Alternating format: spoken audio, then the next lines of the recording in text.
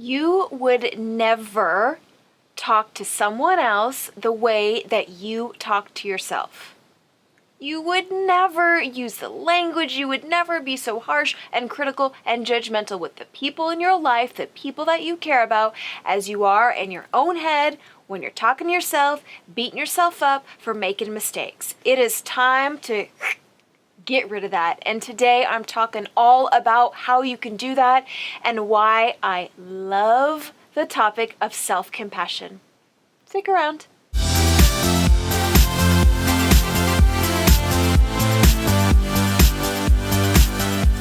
Hey there, what's up? I am so glad you are back with me today. I'm Dr. Allison. I'm a licensed clinical psychologist, and I simplify psychology to help you live a healthier and more meaningful life. Because you and your life matter, and I want you to get the most out of it.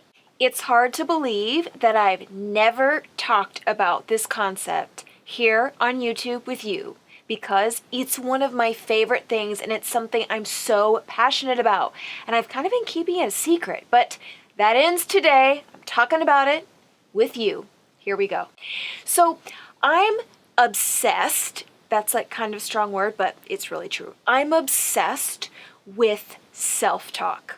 If you watch my videos, then you know that I'm constantly talking about ways to change this inner dialogue and this thought process, the way you talk to yourself, particularly in difficult moments. Because if you let your brain go haywire with its own self-talk, it doesn't end up so well. So we want to be strategic with our self-talk.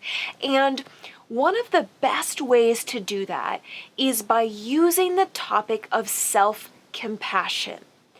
I heard that word for the first time maybe 6 years ago, and I rolled my eyes because I thought, this is why everyone thinks psychologists are weirdos, because we talk about terms like self-compassion. So, kind of cheesy, not cool name aside, the topic of self-compassion has a lot to teach you. And let me start by asking you this. Would you ever talk to a friend or family member or someone that you care about? Would you ever talk to them the way you talk to yourself up here? If they came to you with a problem or they made a mistake or they struggled, would you treat them the way you treat yourself? Did you want to bet money on this? Because I'm betting that the answer is heck no.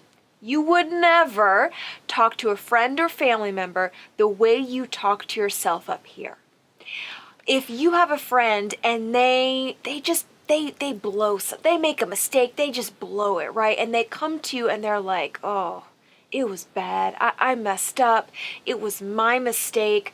Like I was careless and I just blew it. Would you say to them, you loser, you should have known better? No. And if you would say that, then we need a much higher level of intervention than we got here together, all right? You wouldn't say that to them.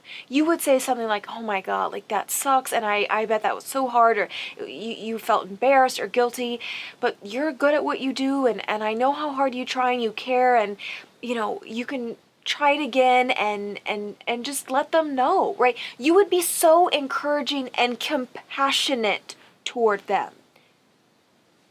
Do you know how to do that with yourself? Do you take that same approach up here in being gentle and kind and encouraging? Are you compassionate with yourself the way you are with others? My guess is no. No, you are not. And lots of people think, well, Allison, it's different. Why is it different? Because last I checked, that person, your friend, and you are both humans. You both struggle and you both need compassion. So I want you to start to pay attention to the way you talk to yourself, particularly in moments where you are struggling. Do you talk to yourself the same way that you talk to friends or the way that you talk to people you love? When you mess up, do you comfort yourself like you comfort others? I'm glaring through the screen, peering into your soul. My guess is no. So I really want you to think about starting to do this differently. The topic of self-compassion calls for us to use the compassion muscles that we already have, but direct them inward. That is the secret. That's the key. And I want you to start to pay attention to that. How compassionate, how encouraging, how friendly are you with you? I could talk about self-compassion all day long. It's a huge topic and there's so much research behind it, but I want to break it down in bite-sized chunks for you. So that's your challenge. Pay attention to the way you talk to yourself. And is it as compassionate and kind and encouraging as that voice is with other people? Let me know if you struggle with that, or let me know the difference between the way you treat others and the way you treat yourself. Leave it in the comment below and we can connect, and hopefully you'll be back for more videos. If you want to be the first to know about those, you can hit the subscribe button. And if you're watching this on YouTube, of course, please give this video a thumbs up, because then I know what you want more of. As always, there's so much good stuff on my website, drallisonanswers.com. I hope you'll pop over and check that out.